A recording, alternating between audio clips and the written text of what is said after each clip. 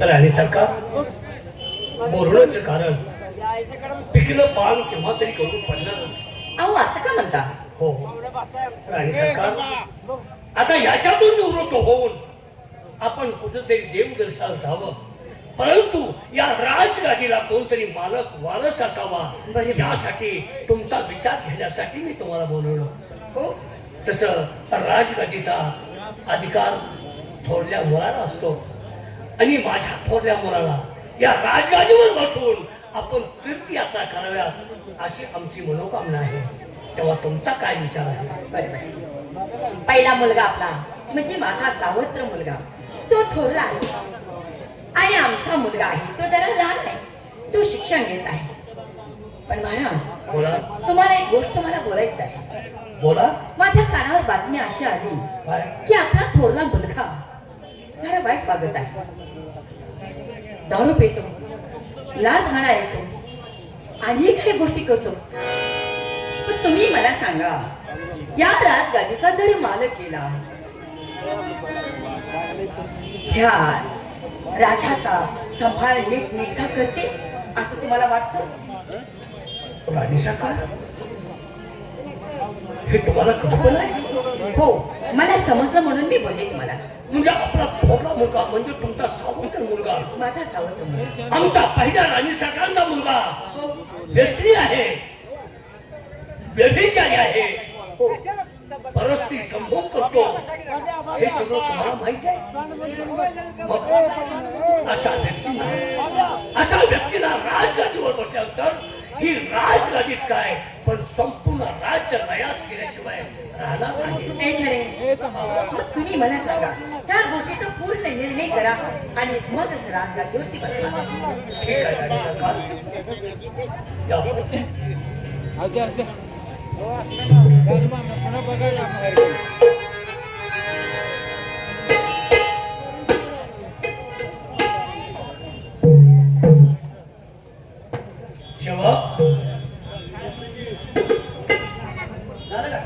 आमचे थोरले चिरंजीव आहेत ना, त्यांना ताबडतोब बोलावून घ्या.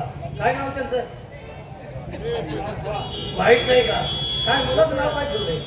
बारावीला आम्ही कळव होतो. अरे हराम खोरो, राजकुमार थोरले राजकुमार म्हटलं तरी चालेल. ते काय बोलून घ्या बोलावून. ओ राजकुमार, यक्षरांना नाही आज सकाळी आली. महाराजांनी दरबाराकडे बोलवलंय, फार महत्वाचं काम आहे, या लवकर या या. ये धपका है, मुझे धोखा है.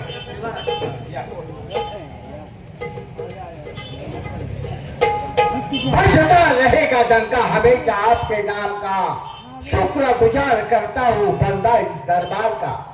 चोर कुर्बान हो जाए इस वतन पर, लेकिन बेईमान नहीं होगा अपने तख्त पर.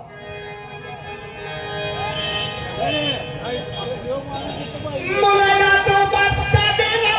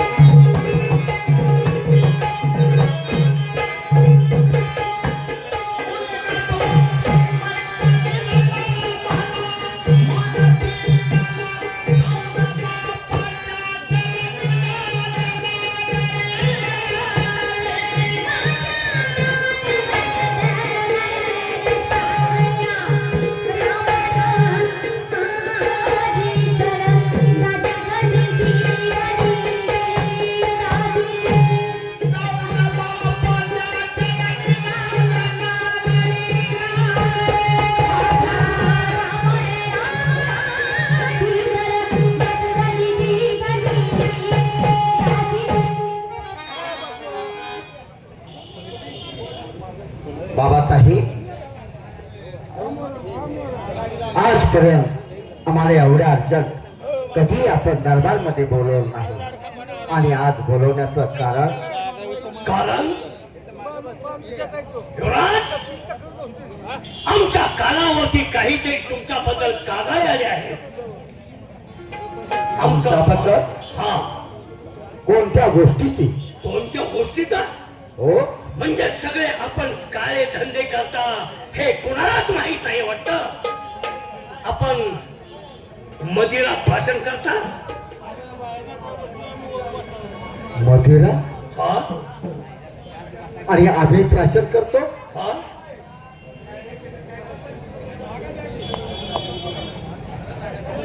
म्हणजे ही वाटा तुमच्या कानावर आली म्हणायचं. काना नाही, हे पुरायला सहित आमच्या कानावरती गोष्ट आली. दारू पिता ना? हो, दारू पिता कारण एक काय? लहानपणीच आमची आई देवाघर निघून गेली. आमचा सांभाळ करण्यासाठी तुमच्याकडे वेळ नव्हता. त्याच्यामुळं एका काशीचा स्वाधीन केला. ज्या पद्धतीचे सहवास त्या पद्धतीचे संस्कार माणसावरती होत असतात. बाबासाहेब वयाच्या 16व्या वर्षापासून आम्ही नदीला प्राशन करू लागलो. आवाज रात वाटाय पाहिजे होती. मदिरा भाषण करता हे परस्ती संभोग देखील करता. म्हणजे परस्ती ही सुद्धा वार्ता तुमच्या कानावरती आली म्हणून. काय नाही. बाप आहे मी, बाप. आणि बापाच्या कानावरती मुलानं केलेले सगळे गुन्हे येत असतात. परंतु बाप शांतपणे बसतो. कारण तापलेलं रक्त गरम असतं ते. आणि गरम रक्त कधी काय करून जाईल हे सांगता येत नाही. परंतु मी राजा आहे. बरोबर आहे ना? मी सांगतोय ते. बाबासाहेब 16व्या वर्षापासून आम्ही मदिरा भाषण करू लागलो. आणि त्याच रसेमध्ये या राष्ट्राची असणारी तारा नाही की तिचं नाच गाणं पाहण्यात जाऊ लागलो.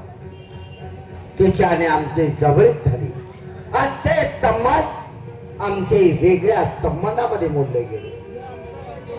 वेगळ्या संबंधात मोडले गेले. मदिरा भाषण परस्त्री आपण चोरांच्या कर्वेत चोरी देखील करता.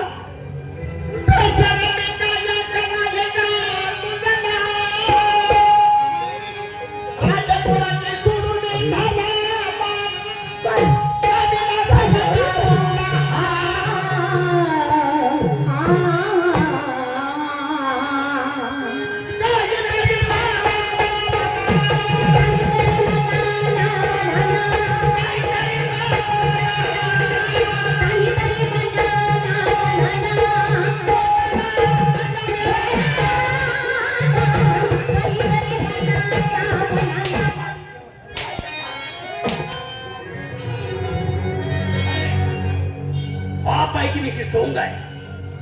हा? सगळं करून हो म्हणतोय, निर्लज्जासारखं बोलतोय. खराय का नाही? खराय काय बोल. बाबासाहेब हा? सत्य का असत्य हे मला माहिती. तुम्ही म्हणत आहात, तरी सत्य असू शकतं.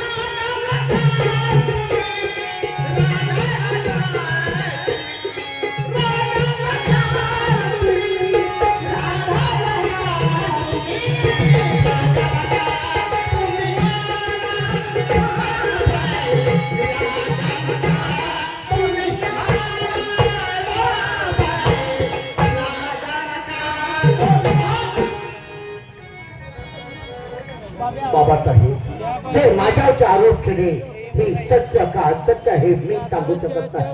पण तुमच्या मुखातून आले म्हटल्याच्या नंतर हे सत्य मानतो मी. सत्य काय हे? आणि किती लपवण्याचा प्रयत्न केला तर लपणार नाही ते. जसं सूर्यप्रकाश सत्य आहे त्याप्रमाणे तुमच्यावरती गुन्हे हे सत्यच आहे.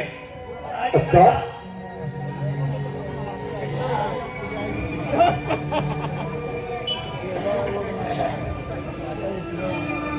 तसा आता दरबारातून चालतं व्हायचा दरबार थांबायचं नाही. बाबासाहेब, पण मी असा कोणताही गुन्हा केला नाही. मला हात पाचशे सजा देऊ नका. दरबार, हा दरबार शिक्षा. हा नको.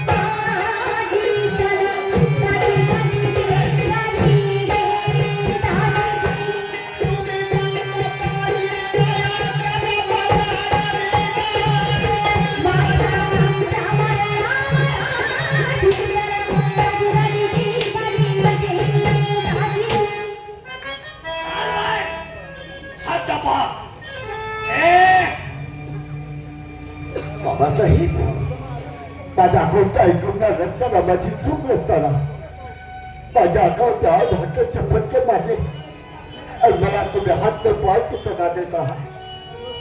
काय हरकत नाही. तुमच्या मुखातून केलेला शब्द तुम्ही माघारी कधी घेणार नाही.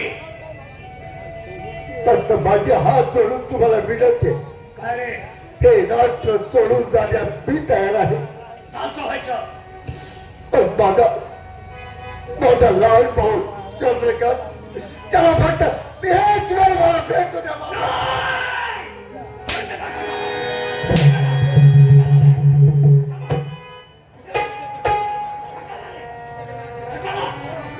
कशाला त्याला भेटू नये? तू केलेले संस्कार त्याच्यावरती व्हावे. तू केलेले वाईट कृत्य त्याला ऐकावं, पाहावं आणि तुझ्यासारखी त्याला कशाला भेटायला लावतोयस?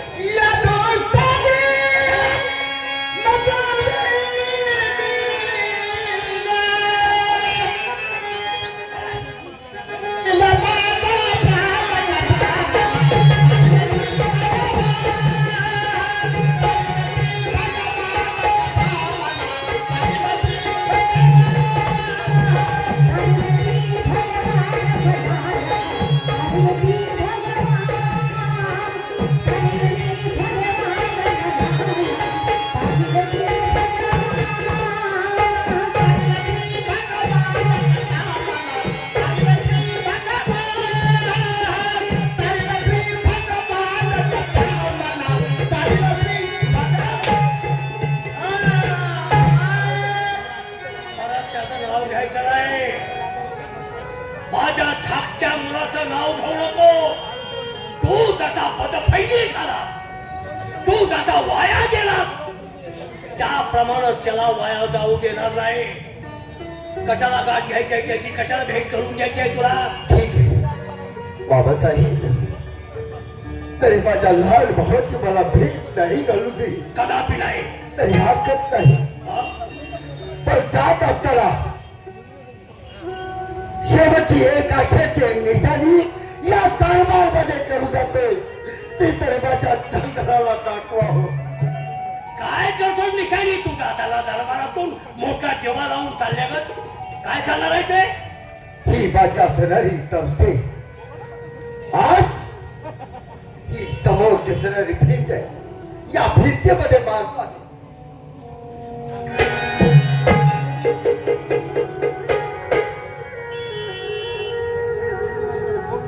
बाबासाहेब, माझ्या चंद्राला सांगा,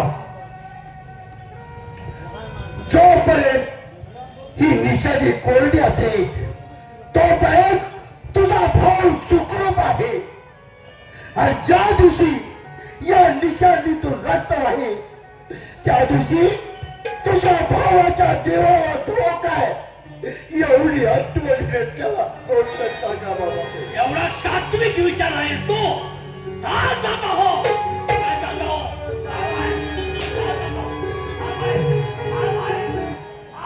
मुलग्याला दिला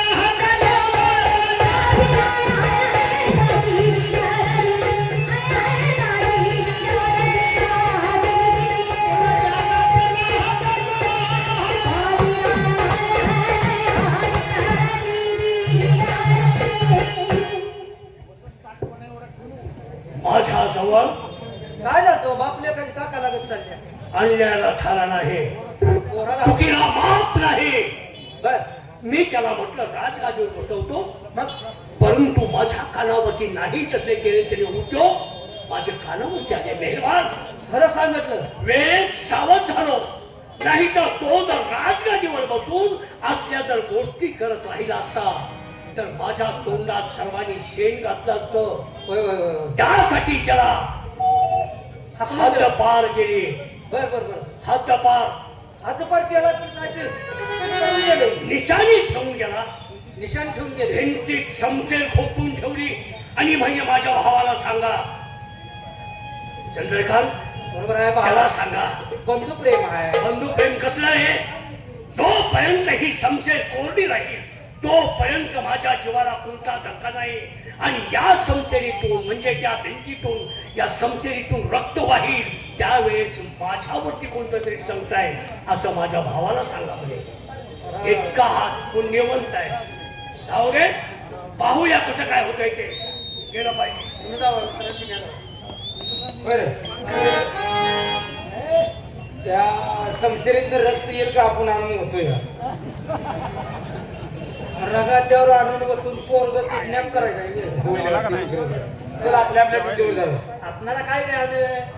शेव कुत्र्या काय बोकार सोड म्हणलं की सोडायचं. कुणाला उडतं विचारायचं काय गरज चालली आपली. फोडायचं कुणाला बेस का द्या. चल पहाडा बरोबर आहे.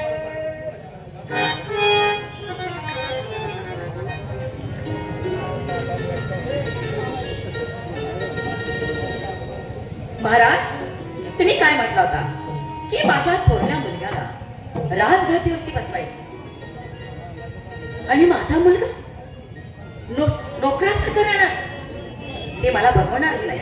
म्हणून मी डोकं चालवलं. का तो मुलगा वाईट वागतो, वाईट विचार करतो, दारू पितो, नाच ऐकतो. महाराजांनी भरवलं आणि त्यांना हकलूनच दिला असाल. महाराज ते ठेवणारच नाही तेच नाही. आता माझ्या मुलग्याला राजगादीवरती बसायला हवं. पण हो, आपल्या मुलग्याला बोलून ठेवा म्हणजे चालेल. अरे शिपाई,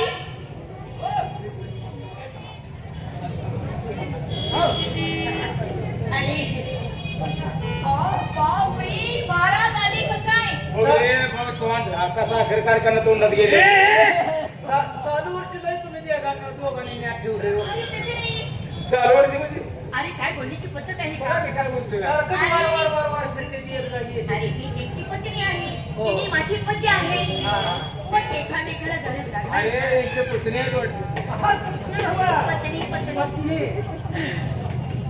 राणी सरकार, तुमच्या सांगण्याप्रमाणे थोडे चिरंजीव यांना जी शिक्षा दिली, हंतच्या फटक्याला फोडला, एवढंच नाही तर हद्दपारी शिक्षा सुद्धा दिली.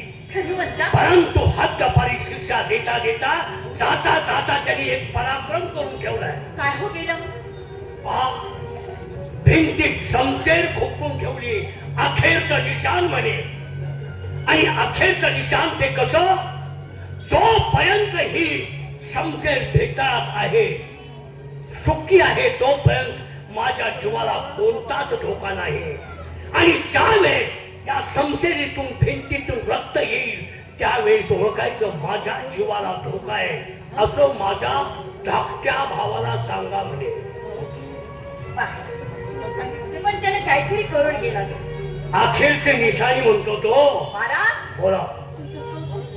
करावं तेवढं तोडच हो. निदान आम्ही हे काय बघत आहोत या. नाही माहितीये का? तुम्ही खाली आल्यावर ठेव माझ्यावर. आणि असं का होतं माहितीये का? अरे तुमचं लग्न झाले नाही ना, आणि दुसऱ्याचं कोण असं होतं. लगेच तरी नसलं तर मन कुठे गेले. ध्यान होत राहते. ठीक आहे.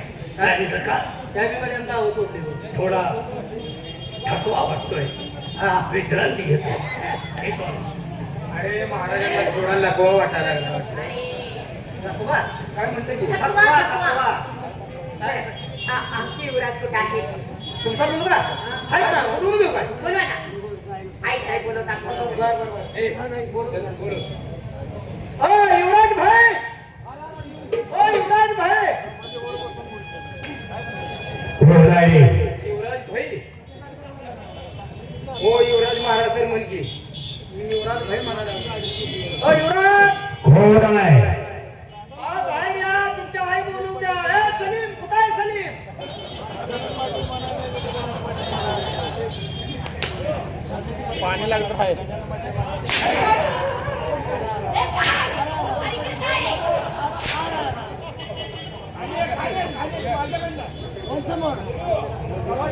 आराम घोरावणं सलीम कोण रे?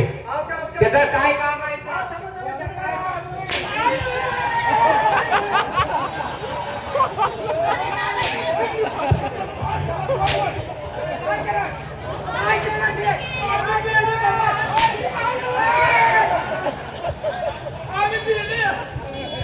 आराम खोरा साहेबांना आमच्या खाली पडलं.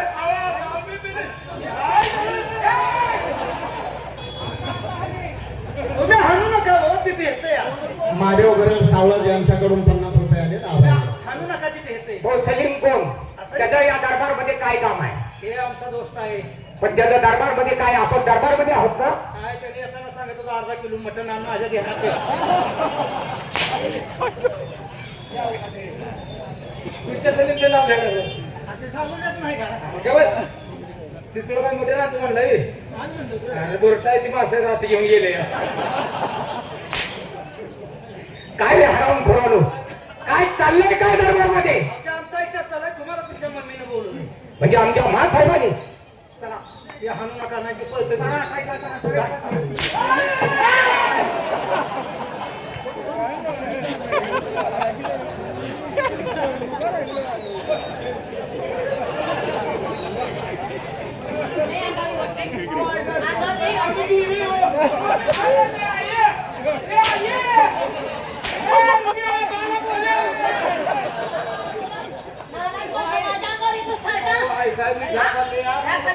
लागून पडलो. आई साहेबांकडे काय नाट केली तू? खाली गेला. रोशन रहे तुम्हारे दरबार की रौनक गुले बाग बाग. रोशन रहे तुम्हारे दरबार की रौनक गुले बाग बाग. दुआ करता हूँ माँ साहब के लिए, बंदा हाजिर है खिदमत में आप.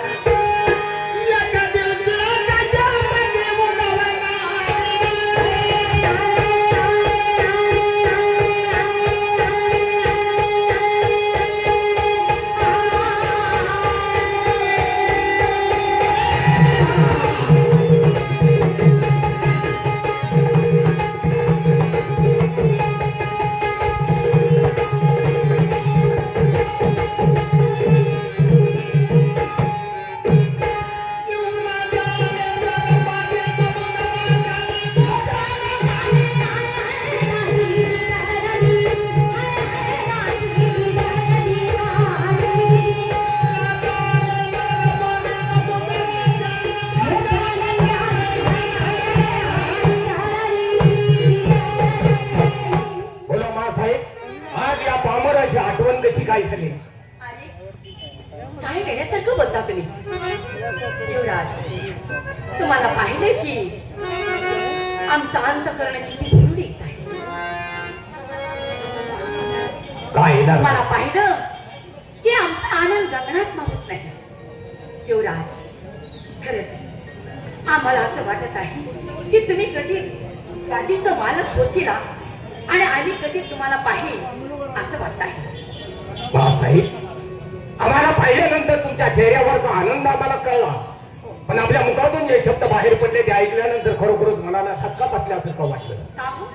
कारण आमचे दादासाहेब अजून आमच्या समोर असताना आमच्या दादासाहेबांच्या अनुपस्थितीमध्ये आम्ही हा राजकारभार आमच्या हाती घेणं हे आम्हाला शक्य वाटत नाही. कारण या गादीचा खरा अधिकारी माझा थोरला दादा आहे. कारण त्याच्या पवित्र पावलाची आम्हाला सेवा करण्याची संधी मिळते, याच्यासारखं भाग्य या जीवनामध्ये आम्हाला कोणत्याच गोष्टीचं नाही.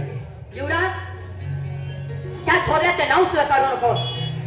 अरे तो निर्लज्ज आहे, कर्कट आहे. अरे तो काय काय करतो तुला माहित आहे? म्हणजे आणि दारू पितो, नाच गाणे काय ऐकतो, वाईट विचार करतो. आणि त्याच्या वागणुकीत फार फरक आहे.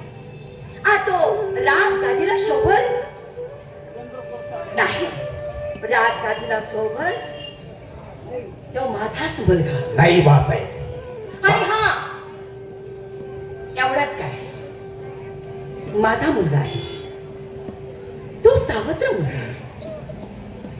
आणि त्यानं गादीवरती बसायचं आणि तुम्ही नोकरासारखं त्याचं काम ऐकायचं, हे मला आवडणार नाही. वा बाळासाहेब, आणि हे मला सण होणार नाही.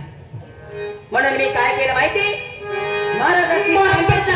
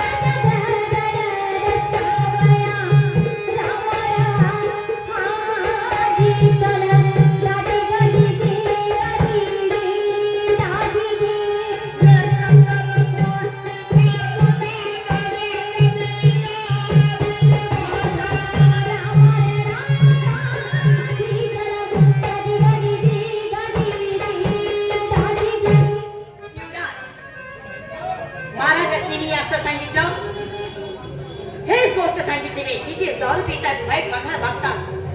पण महाराजांनी काय केलं माहिती, त्याची राजवाड्यातनं हकलून दिला आहे. साहेब काय राज्यभरची शिक्षा दिली आहे त्याची. साहेब खरोखरच आई म्हणून शोभलात तुम्ही. का? सावत्र असला तरी तो माझा थोरला भाऊ होता, त्यालाही तुम्ही आईची माया दिली होती. पण आज तुमची आईची माया काय असते ते कळलं. साहेब म्हणून तुम्हाला एक छोटस उदाहरण सांगतो. आईची माया कशाला म्हणतात, आईच्या मायेची ऊब काय असते, आईची माया आणि आईचं प्रेम काय असतं. साहेब ज्यावेळी आम्ही शाळेत शिक्षण घेण्यासाठी होतो त्यावेळी माझ्या शाळेतला माझाच एक मित्र आमच्या शाळेतल्या मुलीवरती जीवापाड प्रेम करत होता. बरेच दिवस त्या दोघांचे प्रेम संबंध चालू होते, पण त्या मुलीला त्या मुलावरती विश्वास नव्हता. म्हणून एक दिवस त्या मुलीनं त्या मुलाला जवळ बोलवलं आणि विचारलं, तुझा माझ्यावरती किती प्रेम आहे. प्रेमानं वेडा झालेला तो मुलगा म्हणाला, माझं तुझ्यावरती इतकं जीवापाड प्रेम आहे, या जगाची कोणतीही गोष्ट माग तुझ्या पायावरती एका पायावरती आणून टाकायला तयार आहे. त्यावेळी त्या मुलीने सांगितलं, जर खरंच तुझं माझ्यावरती प्रेम असेल तर तुला या जगातली मला कोणती गोष्ट द्यायची गरज नाही, फक्त मी सांगते तेवढं काम कर. त्यावेळी त्या प्रेमानं वेडा झालेल्या त्या मुलानं मागचा पुढचा विचार न करता सांग म्हणलं, तुझं असं कोणतं काम आहे, मी करण्यास तयार आहे. त्यावेळी त्या मुलीनं सांगितलं, जर तुझं खरंच माझ्यावरती प्रेम असेल तर याच पावली जा आणि आईच काळीच घेऊन ये. होय मासाहेब, प्रेमानं वेडा झालेला मुलगा त्यानं मागचा पुढचा विचार केला नाही. ज्या माऊलीनं 9 महिने 9 दिवस आपल्या उदरात वाढवलं, हाताचा पाळणा नेत्राचा दिवा केला, 18 धारा पाजल्या, त्या माऊलीचा क्षणभरही विचार या मुलाच्या डोक्यात आला नाही. त्यानं दिला होकार आणि मला तुला दिला आईच काही. तिथून लगबगीने निघून आला, शाळेत आपलं दप्तर घेतला आणि घराच्या दिशेने धावत सुटला. फक्त त्याच्या डोक्यात एकच विचार होता, आईच काळीच कसं मिळवायचं आणि आपल्या प्रेयसीला ते कसं द्यायचं. घराच्या जवळ आलाय, आई दारात उभी होती. आईनं पाहिलं मुलगा आपल्या घर लगबगीने येतोय. आई लगबगीने आत गेली, हातात पाण्याचा तांब्या घेतला आणि मुलाच्या समोर आली. पण त्या मुलानं आईकडेही पाहिलं नाही, त्या पाण्याच्या तांब्याकडेही पाहिलं नाही, फक्त त्याला मिळवायचं होतं आईचं काळी. त्या माऊलीने त्या क्षणी विचार केला, आज माझ्या लेकराचं शाळेत कुणाशी तरी भांडण झालेलं असावं. थोडा रागाच्या भरामध्ये आहे, त्याचा राग शांत झाल्यानंतर आपण त्याच्या जवळ जाऊ. म्हणून ती माऊली तिथून तशीच आपल्या स्वयंपाकघरात गेली. त्या धरणीवरती अंग टाकताच त्या माऊलीचा डोळा कधी लागला तिलाच काय लागाय. पण या मुलाला त्याच्या खोलीमध्ये झोप नव्हती, फक्त या अंगावरून त्या अंगावर करत होता, कारण त्याला मिळवायचं होतं ते आईचं काळीच. आजूबाजूला कुणी आहे का नाही पाहिलं, पण त्या घरात दोघांशिवाय तिसरा माणूसच कुणी नव्हता. त्या मुलानं स्वयंपाकघराच्या दिशेनं पाहिलं, आई शांत झोपलेली. लगबगीने स्वयंपाकघराच्या दिशेत गेला. स्वयंपाकघराच्या कोपऱ्यात असणारा तो खंजर हातात घेतला आणि आईच्या जवळ गेला. आईला डोळे भरून पाहिलं आणि हातात असणारा तोच खंजर आईच्या छातीत आर पार केला. आईच्या काळजाचा घड घेतला आणि आपण केलेला पराक्रम आपल्या प्रेयसीला दाखवण्यासाठी धावत सुटला. पण दैवयोगाने जात असताना एका ठिकाणी त्याला दगडाला ठेच लागली आणि हा एका बाजूला पडला आणि आईच्या काळजाचा घड एका बाजूला पडला. मातीनं बरबटलेल्या त्याच काळजाच्या खडातून त्यावेळी आवाज आला, बाळ उठ बाळ, तुला कुठे लागलं काय. महासाहेब, त्याला म्हणतात ते आईचं प्रेम, त्याला म्हणतात ते आईची माया. तुमचं हे आईचं प्रेम नसून एखाद्या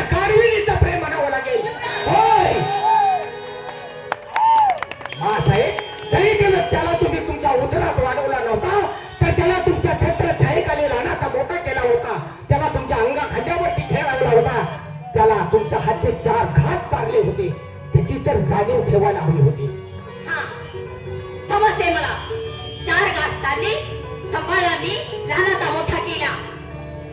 पण माझ्या मुलगाला जर बागळं कोण सारत असेल तर ती मला आवडणार नाही.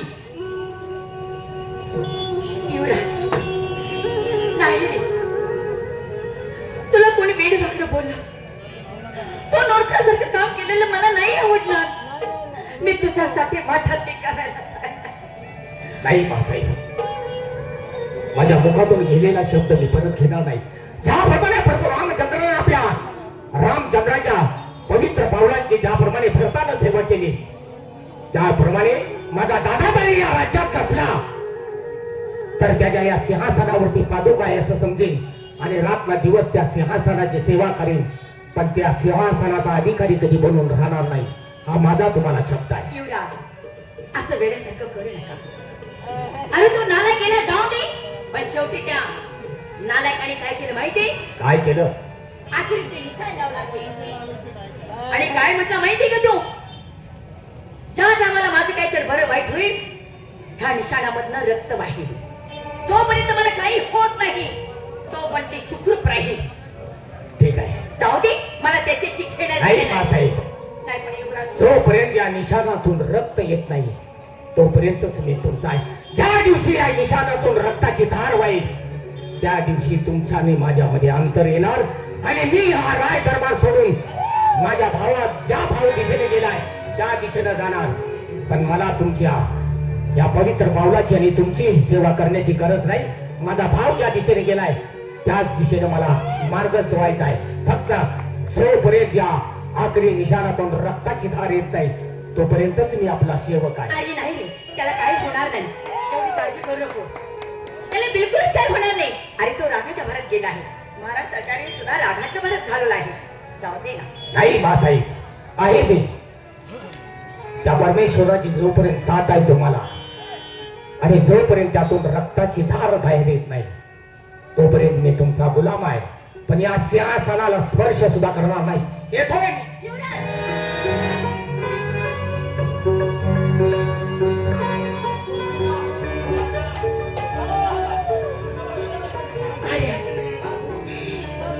मी करायचं ते एकाने होतही, पण नाही. अजून युवराज इथंच आहे, माझंच आहे ना. जाऊ द्या, तो रागाच्या भरात गेलाय पण राजाचा मालक तोच होणार आहे. जाऊ द्या, आज ना उद्या त्याचं टेन्शन निघून जाईल. शांत होईल. आपण जाऊ, तिची समजूत करावी.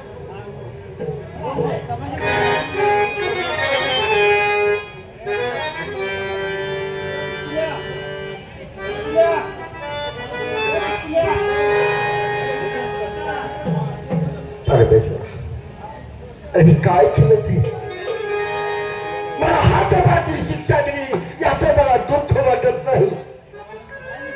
परंतु माझा लाडका भाऊ माझ्यापासून दुरावला, त्याच्या आणि माझी भेट झाली नाही याच गोष्टीचं मला दुःख वाटत आहे. हे घर दार सोडून मी आता तिकडं पुन्हा तिकडं मुलूक थोडा निघून जात आहे.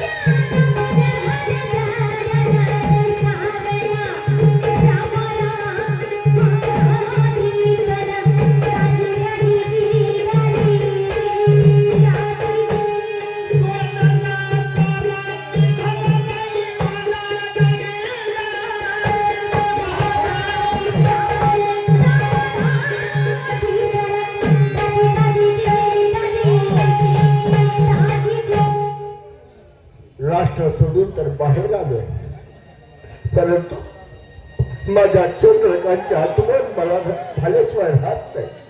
एक वेळ भेट झाली असती तर माझ्या मनाला खंत वाटली नसती. तर जाताना माझी त्याची भेट झाली नाही, तरी सुद्धा समोर जंगल दिसत आहे, ही पावलवाट दिसते. या पाऊल वाटेल वाट काढत काढत आपण पुढे निघून गेलं पाहिजे. जिकडे पुढा तिकडे मुलूक थोडा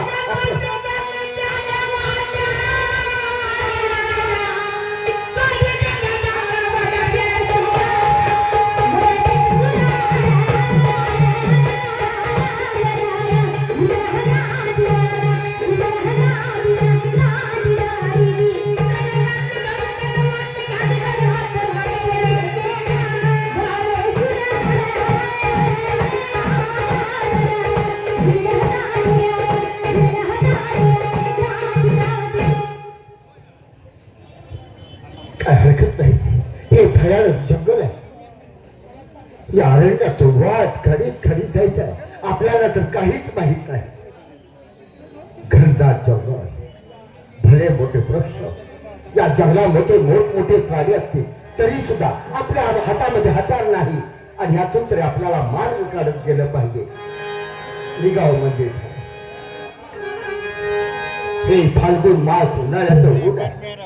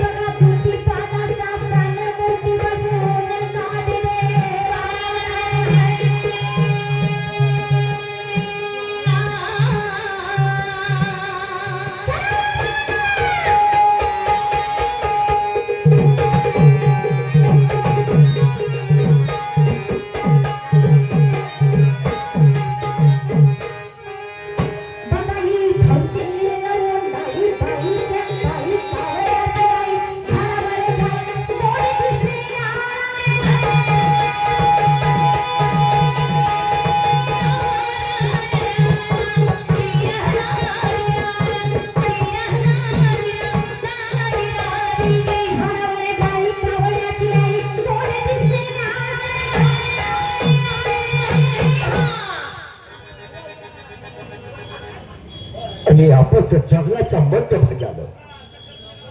बोलता बोलता या झाडाची माहिती घेत आलो, त्याच्यामुळं प्रवास कसा झाला हे समजलं नाही. तरी सुद्धा हनुमान भजनी मंडळ माचेगाव यांच्याकडून सलीमचे काम चांगलं झाल्याबद्दल 1000 रुपये प्रेझेंट कंपनी आभार आहे.